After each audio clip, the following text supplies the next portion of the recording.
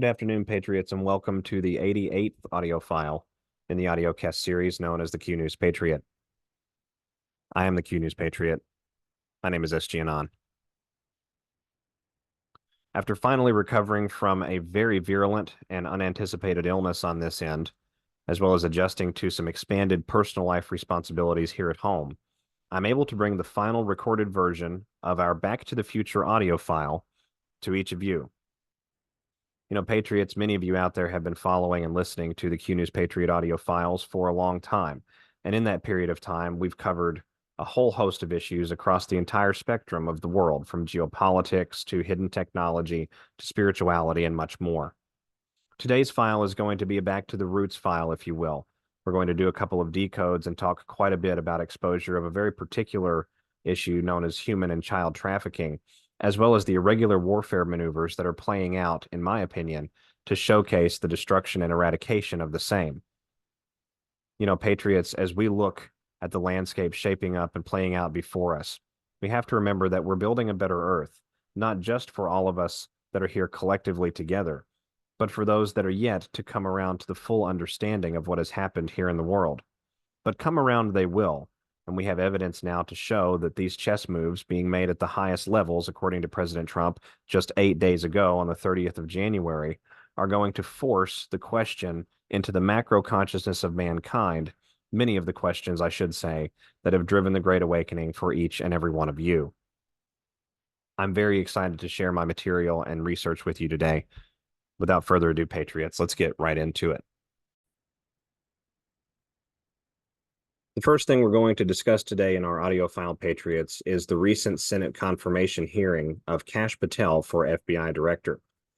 Mr. Patel is mentioned by the entity known as Q directly as being a name to remember, so much so that Q devoted an entire drop to just this particular sentiment. Q also told us in multiple separate drops over a span of time to trust Senator Chuck Grassley, who happens to be the chairman of the Senate Judiciary Committee, the same committee that Mr. Patel recently gave testimony to. Kash has said multiple times publicly and doubled down on his statements yet again during the official confirmation hearing that he would release the entirety of the Epstein client list as well as any other compromising lists that FBI leadership has shielded from the public if he were in charge of the agency. The gravity of this statement, Patriots, is not truly understood, even by those of us who are wide awake to the long-reaching fingers of Jeffrey Epstein's criminal enterprise around the world, or to his connections to shadow state oligarchs in the Western world like Bill Gates or the Clinton crime syndicate as a whole. Too often, we forget that Epstein had numerous occultic themes and motives that helped drive his decision-making and informed his lens on humanity during his time as the world's most prolific pervert and blackmailer. An example of this can be found in his longitudinal history of befriending and then either blackmailing or honeypotting renowned biological scientists and heads of health-associated academia, as well as private scientific laboratories and government health agencies throughout the entirety of the NATO world.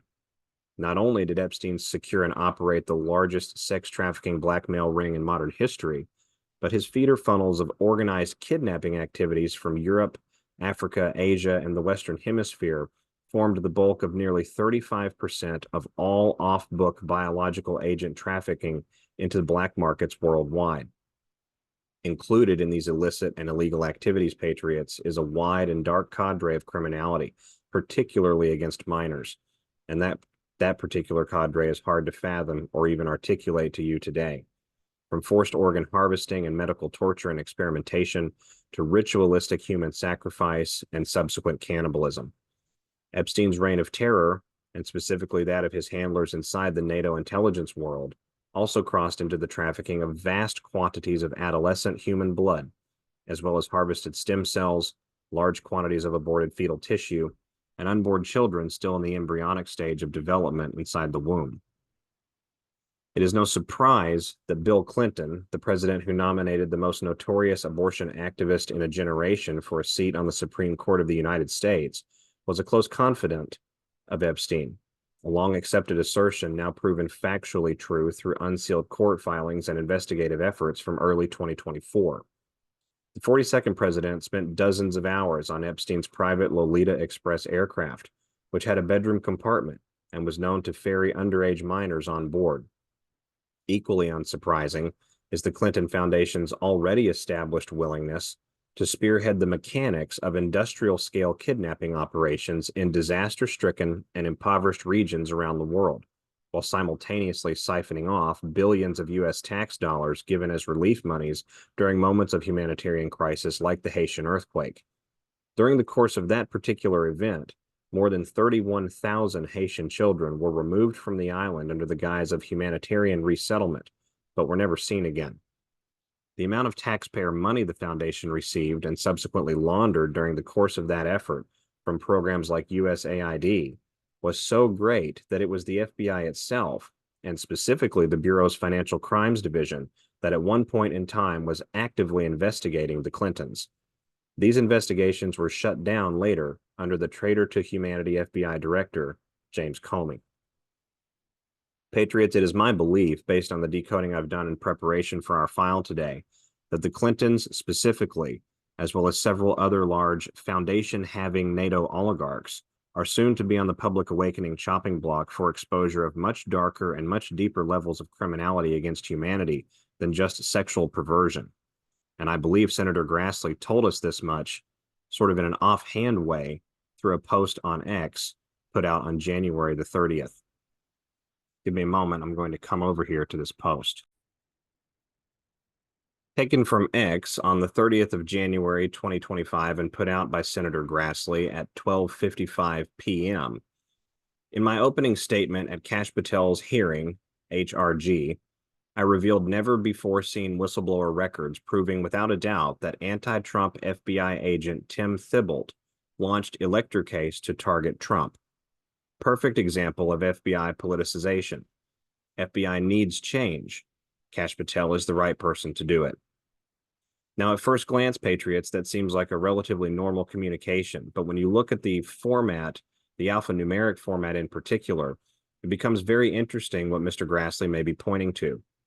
First of all, the word before and the words to and target include an alphanumeric abridgment between the letter B and the number 4 for the word before, and then the combination of the number 2 and the word target in place of to target. 4 and 2 sequentially come out to the number 42, which just so happens to be the number of Bill Clinton's presidency. Additionally, HRG, short for hearing, brings up only one Q drop 1163, that contains a link to testimony given during the confirmation hearings of one Ruth Bader Ginsburg for Supreme Court Justice in July of 1993. This testimony was given by Suzanne Hirschman, Executive Director of Eagle Forum, to the Senate Judiciary Committee, and highlights with painstaking detail Ms. Ginsburg's fanaticism towards one particular issue, specifically that of abortion. But it gets even more fascinating when we add in another angle on this decode, Patriots, the timestamp of Grassley's post of 12:55 p.m.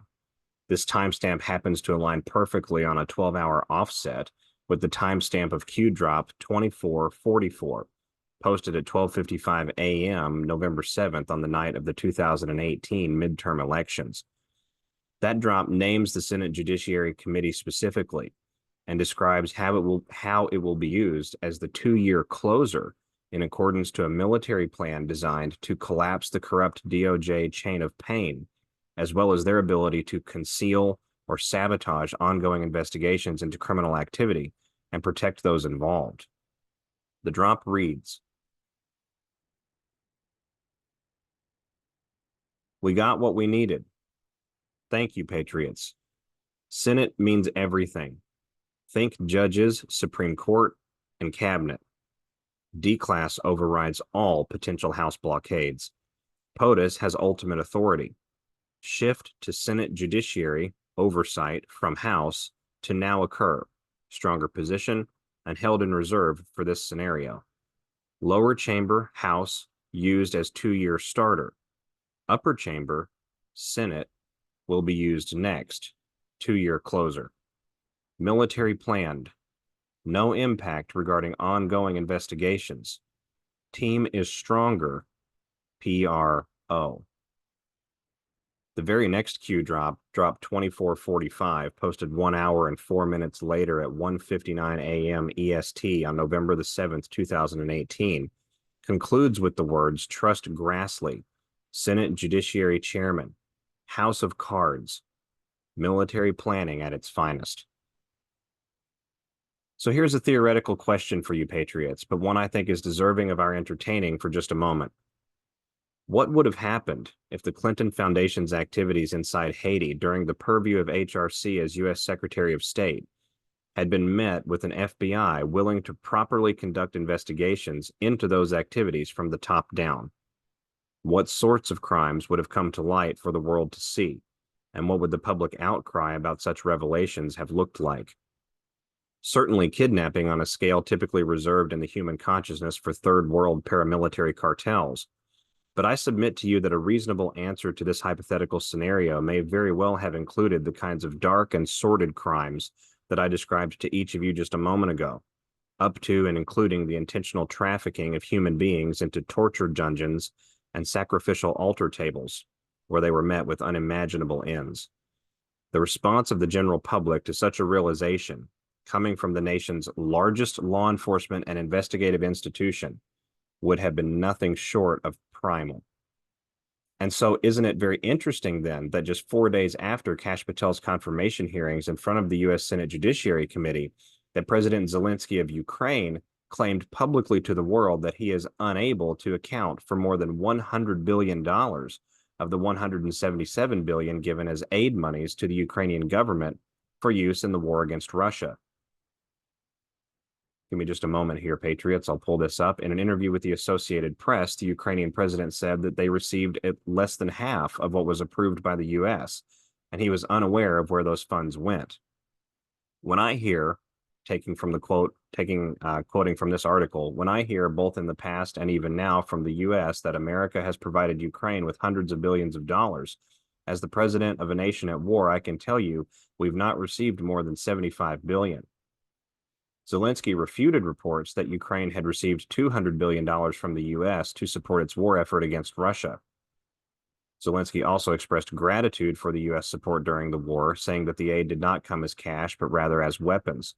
But when it said that Ukraine received $200 billion to support the army, that's not true. I don't know where all that money went, Zelensky told the Associated Press. One wonders, Patriots, if the money that Zelensky is missing may actually be in the pocketbook of his wife, First Lady Olena Zelenska, and her humanitarian relief partner in Ukraine, the Clinton Global Initiative's Ukraine Action Network. In 2022, the Ukrainian First Lady established the Olena Zelenska Foundation with the express purpose, as stated on its website, to restore Ukraine's human capital, which to me seems like a bit of a cold characterization for a humanitarian repopulation effort of a war-torn country. The foundation's grand opening occurred not in Ukraine, but at an invitation-only charity event in New York City on September the 22nd of 2022, during the beginning of the UN's 77th General Assembly. In attendance at the foundation's opening ceremony was Hillary Clinton, then British Foreign Secretary James Cleverly, the actor Matt Damon, who himself is a former Harvard student and Skull and Bones Society member, as well as several unnamed businessmen and official diplomats. Within weeks of the foundation's opening, accounts began eking out into the online space from East Ukrainian villages, claiming that the locals were being intimidated into evacuating to the west of the country, ahead of the advancing Russian army, and that during these forced evacuations, dozens of local townspeople's children were vanishing without a trace, and no assistance was given or even support rendered in locating them by the Ukrainian authorities. Later that December, Alex Soros, son of billionaire and globalist George Soros, met with the Zelenskys in Kiev, where they falsely accused Russia of kidnapping more than 500,000 Ukrainian children.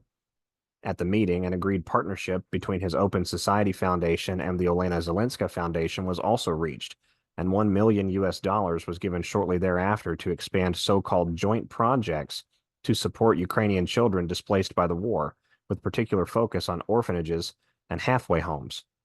In September of 2023, the Clinton crime syndicate from the U.S. got into the mix of unhumanitarian activity by awarding Ms. Zelenska the Clinton Global Initiative's Global Citizen Award, during the same month that it announced it was forming the Ukraine Action Network. The UAN's stated aims were to secure monetary commitments from global initiative stakeholders and members towards the rebuilding of Ukraine, as well as provide access to abortion for Ukrainian women and aid in the provision of humanitarian relief to refugees that were fleeing war-torn areas. A pillar of this strategic partnership was the Clinton Global Initiative's material and financial support of Ukrainian NGOs and nonprofits, like the money given by the initiative to the nonprofit agency Save Ukraine, a so-called charity that opened community centers across the country to help families affected by the war. In late 2023, Olga Yerokina, the spokeswoman for Save Ukraine, announced that the charity was in line to receive significant financial commitments from the Clintons, which it planned to use to open more centers on the ground in the country. Interestingly, if we go over to the X profile for Save Ukraine in the English-speaking world at the handle Save Ukraine US, it takes just over a New York minute to determine that the charity is being run by predators involved with the occult, with the most eye-catching example of this being that the charity's official profile picture on social media, Patriots, is the straight-up Eye of Horus, with Ukrainian blue and yellow in the background. Additionally, the founder of Save Ukraine, Mykola Kuleba, also happens to be the former Ukrainian presidential ombudsman for children, a role that he stepped into under the Obama-Nuland-backed Poroshenko government in 2014, after the US CIA Maidan coup against the duly elected president at the time, Viktor Yanukovych, and a post that he left in 2021 immediately after the installation of the Manchurian Joe Biden. With the vast spiderweb of financial entanglements between the Clintons and Ukrainian oligarchs in general, as well as other DC-based oligarchs, like the millions in donations to the Clinton Foundation from Ukrainian business mogul Viktor Pinchuk, who himself has an accusation of his nonprofit health clinics stealing and trafficking large quantities of blood from patients and selling it to the Western world agencies like the Red Cross. The partnership between the Clinton Global Initiative and the current Ukrainian First Lady Patriots to me seems like the perfect setup to expose one of the largest child-focused kidnapping and bioterrorism bazaars of the modern era. Once again, Patriots, I'll ask the rhetorical question: what would happen if these dark dealings in Ukraine came to light under the investigative power of the same law enforcement agency that has traditionally protected the likes of Epstein, the Clintons, P. Diddy, and others? If that institution possessed the right leadership and was mostly free of top-down saboteurs, how far might those investigations lead, and who would they sweep up in the process? To take it one step further, what if it was also discovered that these activities were funded entirely by your tax dollars through the siphoning off of U.S. government aid monies earmarked for supposed relief missions operating in Ukraine? The answer to me seems obvious, in that it would mean the total crimson blackpilling of every sleeping normie left in the Western world who cares even a small amount for the most innocent among us.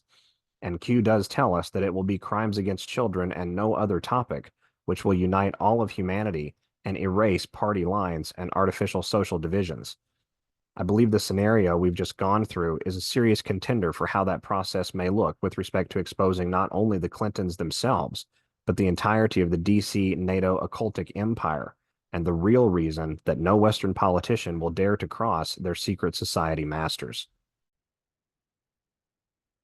And when we examine the new Trump administration's first choice for a publicly acknowledged military attack, namely that of the airstrikes against ISIS operatives in Somalia's Kalmiskad Mountains, I think we can also conclude that the events of the 29th of January over the Potomac River, the same ones that compelled President Trump to give a next-day press conference where he flatly told us that the chess match against the Babylonian puppets around the world was not over, also point to this coming exposure, and also suggest the Clintons' involvement in that process. In 2016, Trump told the American electorate that it was Barack Obama, the 44th president of the United States, who founded ISIS, with Secretary of State Hillary Clinton as the co-founder. We know from research that we've highlighted in the past, both on this show and others, that over the last 15 years, the NATO-aligned intelligentsia communities in the Middle East and Africa, including Mossad, CIA, and MI6, have served as both the primary funding source and the de facto corporate managers of this organization, and have worked hand in hand with them to expand both their sphere of influence as well as their militarized fighting capabilities in different geographic theaters. and the deployment of the group's brutal abduction and extortion business model.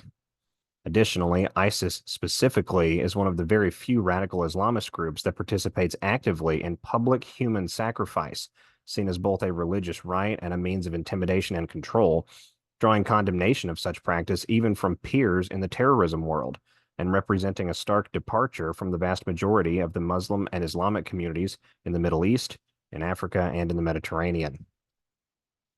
Yet even before the current-day presence of ISIS in the country, Somalia had long played host to one of the largest piracy, kidnapping, and extortion networks that could be found anywhere, established as a result of the internal destabilization of the country's government through advanced and undeclared weather warfare of the late 1980s, which gave rise just a few years later to a once-in-a-century famine in the country, a situation compounded and made magnitudes worse by the UN military coalition invasion of 1992 and 1993 that splintered Somalia's once cohesive armed forces into loyalist and anti-loyalist factions of territorial warlords.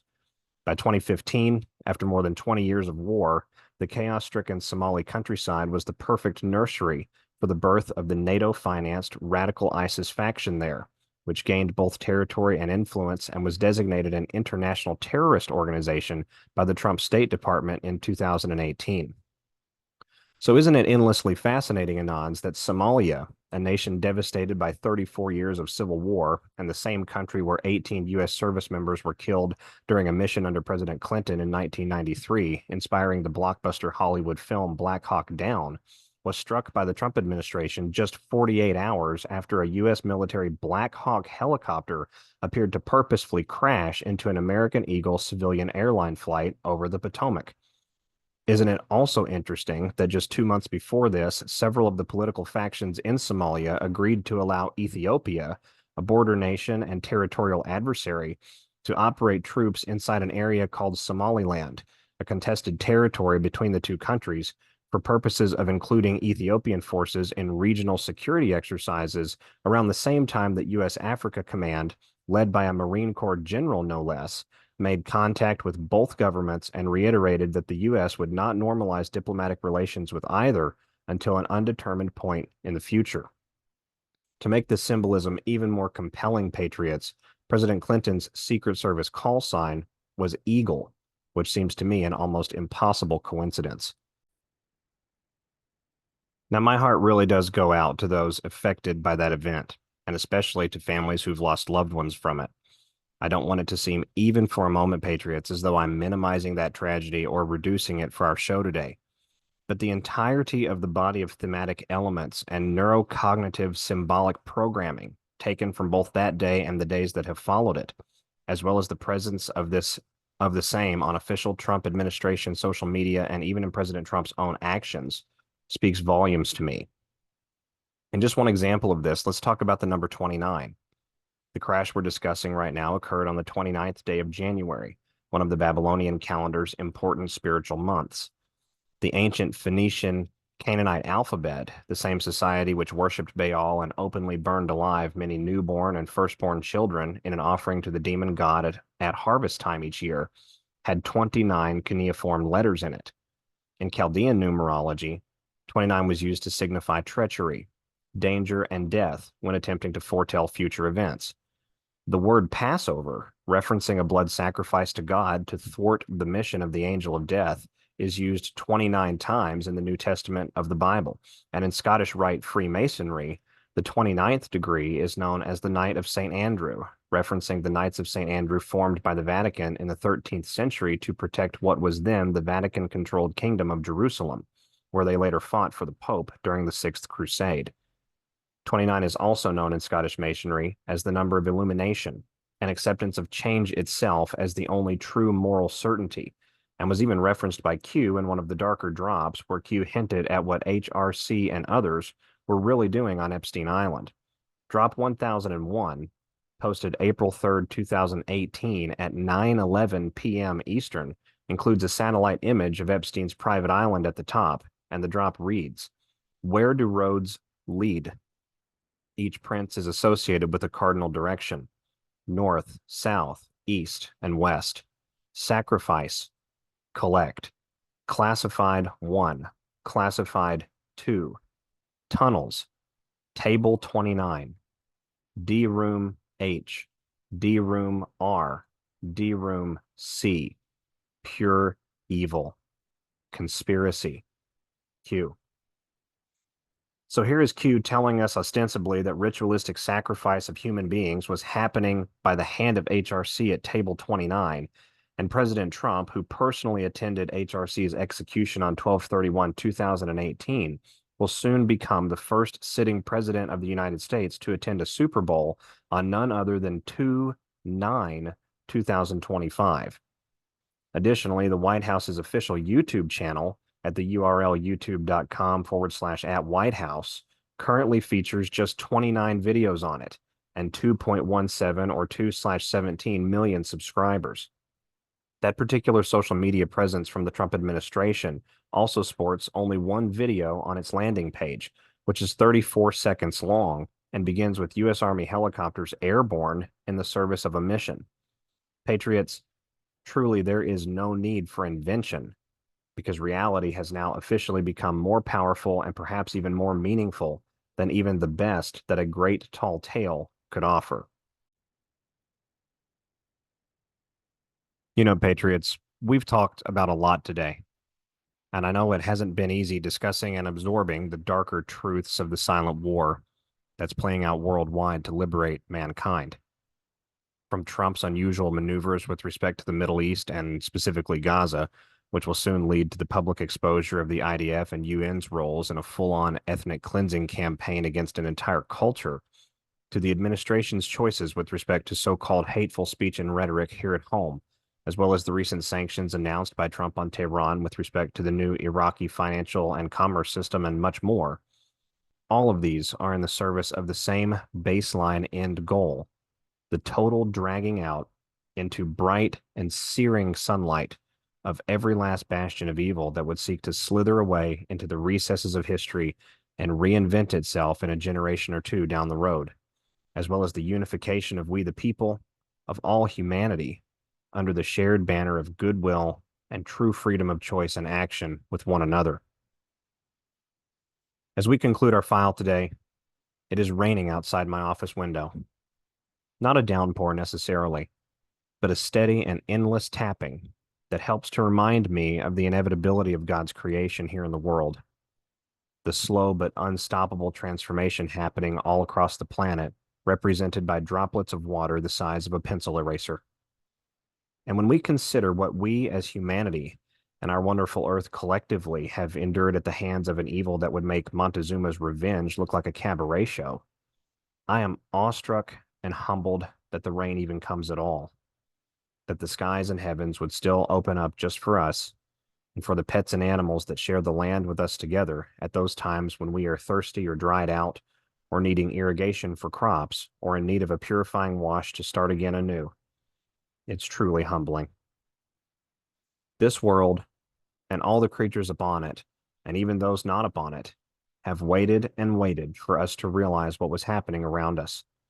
They have waited for us to arrive at this time, in this place, at this moment, united together in purpose and understanding, to put an end to the endless suffering and inaugurate the golden age of peace upon the world. Almighty God has always known that we would get here, and in the most merciful fashion imaginable, He has graciously allowed all of us to walk that path in our own personal and meaningful way. And now that we have lived through what can be adequately described, I believe, as the mass consciousness boot camp portion of that individual journey, duty demands, Patriots, that our pace of awakening together must both quicken and strengthen. And so I admonish all of you to take a short breather and rest when and if you must, but plan to get back up and back into the mission quickly and eagerly, because we are all going to love what starts to happen next. This is SGAnon. I'll be back with each of you again soon, everyone, on the Q News Patriot. God bless, Patriots. Stay safe today, and remember, God is in the rain. Thanks. Bye-bye.